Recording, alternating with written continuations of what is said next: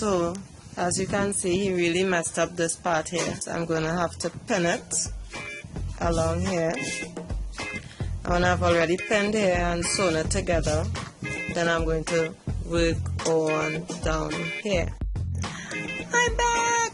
Alright, so I finished pinning here, and this is how I pinned it. It's not going to be straight, but and then I pinned this like this, because this actually has to sew along here. So what I'm going to do is, I'm not going to put the needle straight through and through. I'm going to put it here, up to like about here. You see what I'm talking about, because you can't allow anyone to see that you're sewing from on this side. You have to get it neat. So I'll do it in a way that it's not going to show out here. And I'll be back when I finish hemming. So I'm going to pin this part here together, like right here. Right, and when I'm finished pinning here together, then I'm going to sew it. But when I'm sewing, I'm going to have to start sewing this part here first, so that down here will be a breeze. I don't know why my son likes this pants so much, but it's really in a mess and he still wants me to sew it back, so I'll be back, guys. Okay, so now that I have pinned both sides of this crazy mashed up pants that my son has given to me, I'm gonna start sewing. So as I told you guys before, I'm gonna start sewing from the crotch area here first, and I'm gonna show you guys. Bye!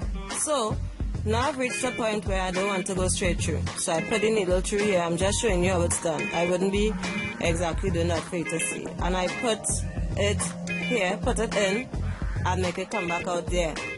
If you watch, you would notice that the needle did not come out through here, because I sort of did not let it go through, right? It was just in partial and came back out, and then I'm gonna let it come through here. So that's actually what you're gonna do, right?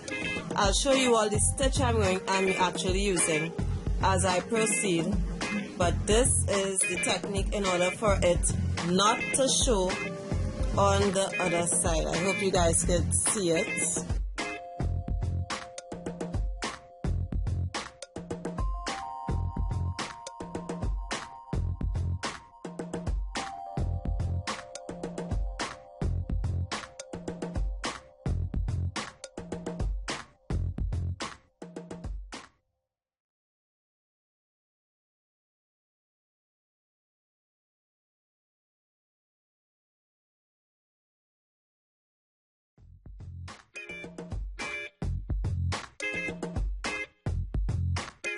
Let's see if my technique works. As you can see, you're not seeing any line. This is from the original. These threadings here is from what came out, from what he burst out. But you're not seeing any of my thread here because I did not put the needle straight through. It was just like to the tip there and then coming back out. So mission accomplished. Okay, so I'm just gonna do one more to end the tack right here. Right, like so, right, and I'm just going to ting it together like there and put it through the hole like that. Bam, done. So you're going to start back right here where you ended your stitch, go through, come back out. You're gonna not too far in and out, and you're gonna put the thread back in right here, right? So you pull through. Alright, so you're gonna get this big stitch out there. You're coming back here to the beginning, push the thread straight through, the needle straight through, and go out a little further than when you went out initially. So you're gonna end up right here. I hope you guys could see that. So my thread is here, but I'm coming back here. I went straight back where I started, but I'm coming back out here and pull it through, and I get the beginning of my stitch, my running stitch that I'm going to be continuing using. Now that was done a little broad, so I'm gonna just do them a little smaller, so I'll get that machine type of, that sewing machine look that I want to get. And this is how you get it. So if you watch a stitch, it will look perfectly like a sewing machine stitch, but it's close enough and it will hold your clothes together.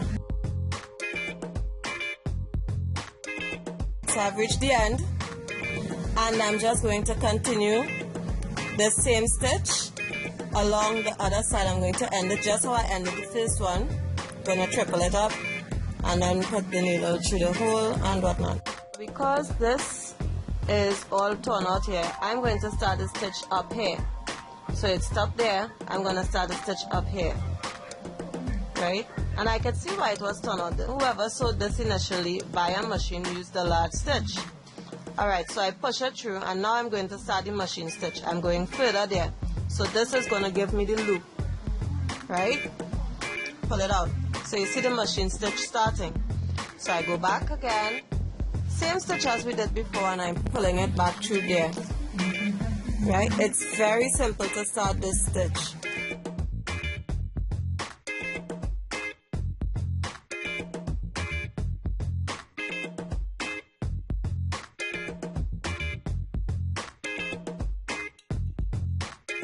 Let me show you guys again. This is how the other end is going to look, and this is how my end here is looking. So I'll show you tomorrow's, and when we are back again, I'll show you the finished product. Ta-da! Let's. So you can just eat those things. Yes, yes, food. Feed me. Feed me. Come on, it's